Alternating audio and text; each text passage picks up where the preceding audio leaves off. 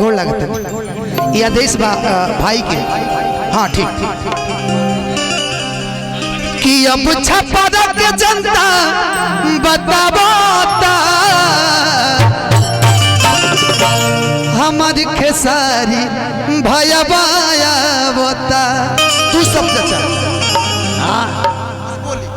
कुछ बोले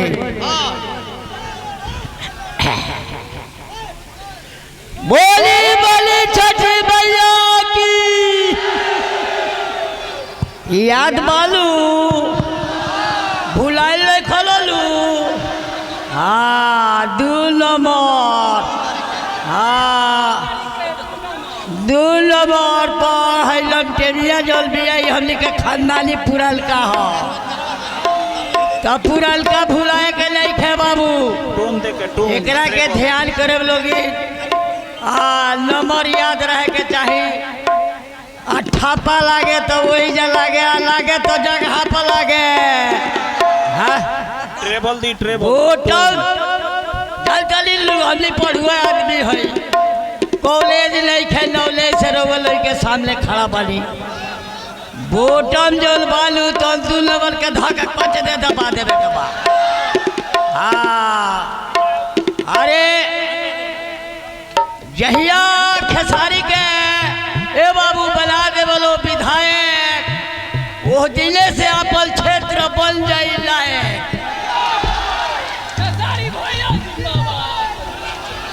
फिर कुछ कहे के मौका दे तेरा है बबुआ लो छटर पटर कैले बतलिए हुल के छटपटा ले बता। एक बार जोरदार ताली बजा के चाचा के लिए स्वागत कर दीजिए। आदरणीय हम सबके गार्जियन खेसारी भैया के पिताजी मंगरू चाचा के लिए एक बार जोरदार ताली बजा के दी भैया दी दिखाई कोड दे दी कि अब छपरा के जनता अरे पता बता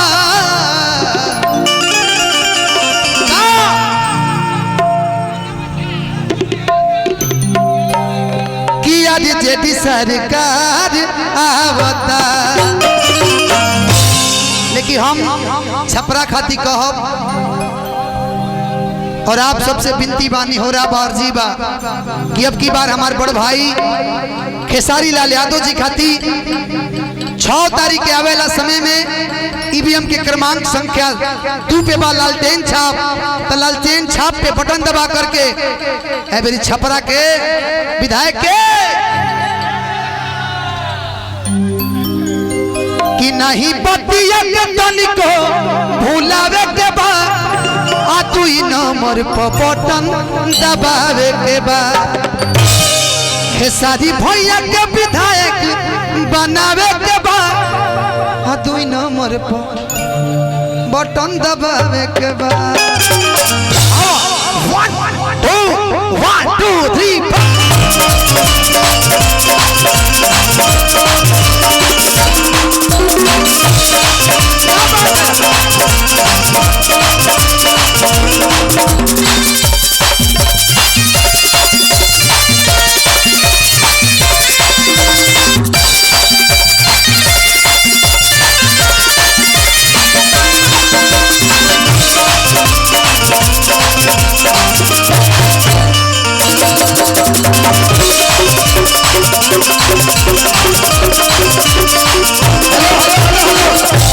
एक हमारे इंग्लैंड के भाई इधर हैं, कहाँ हैं?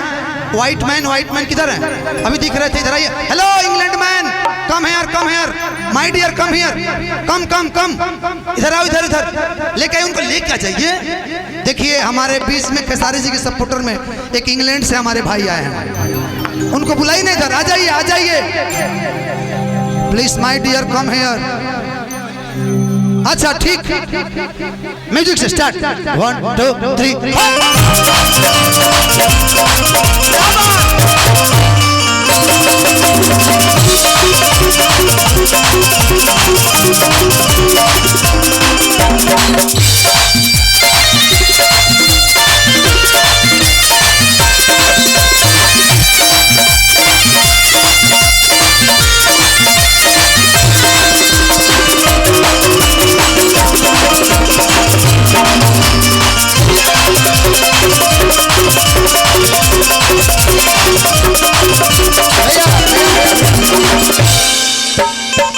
निर्दय भैया के लिए एक बार जोरदार ताली। आदरणीय हम सबके खेसारी भैया के बड़े भाई जो पूरा परिवार का देख रेख यही करते हैं।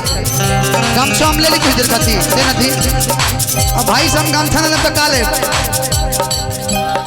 कि अब छप्पर के जनता बतावाता, अब छप्पर के जनता बतावाता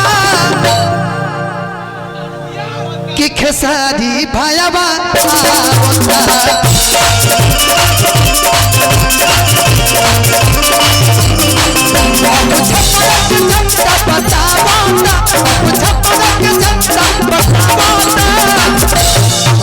तनी हेने से हट जाए कि लौके हमारा माता बहन के भी थोड़ा सा सर आप देख लीजिए, थोड़ा सा साइड होने से बाबा, थोड़ा सा है नहीं हो कि अब छप्पर के जनता बतावाता। सिपाही जी रउआ मुस्कुराता नहीं, वोट कहाँ पड़ी? सिपाही जी रउआ दे हम, लेकिन मलकैनियों को कह दे मलकाइनो दे दिया वही जो कि अब छप्पर के जनता बतावाता। तब चाची ए मौसी दांत तो टूट गई, बता वोट कहाँ दिया? हाँ तू हंसत तो लागत कि 2 नंबर पर दे वोट। हाँ वही जदी हो कि अब छप्पर के जनता बतावाता खेसारी भायावा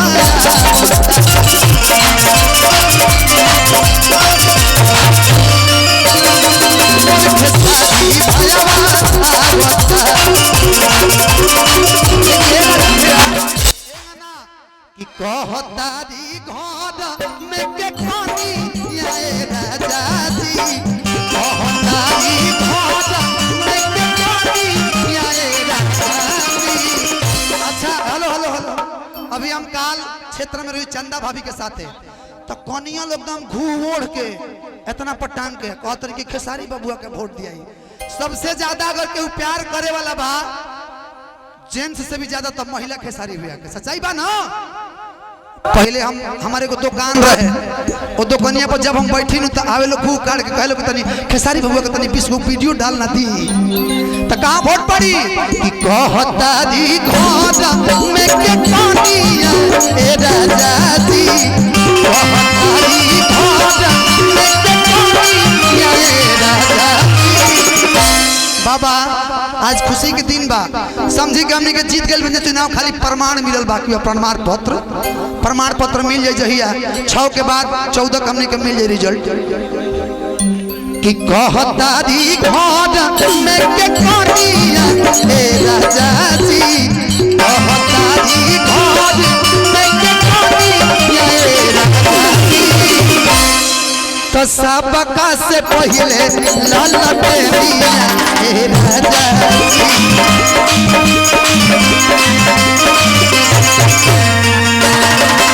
सबका से पहले ललटे दिया ए राजा जी।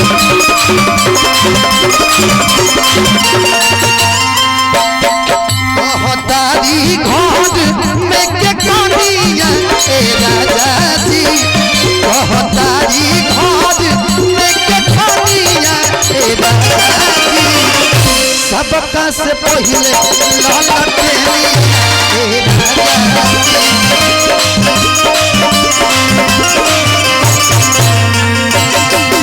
सबका से पहले ललटे दिया ए राजा जी।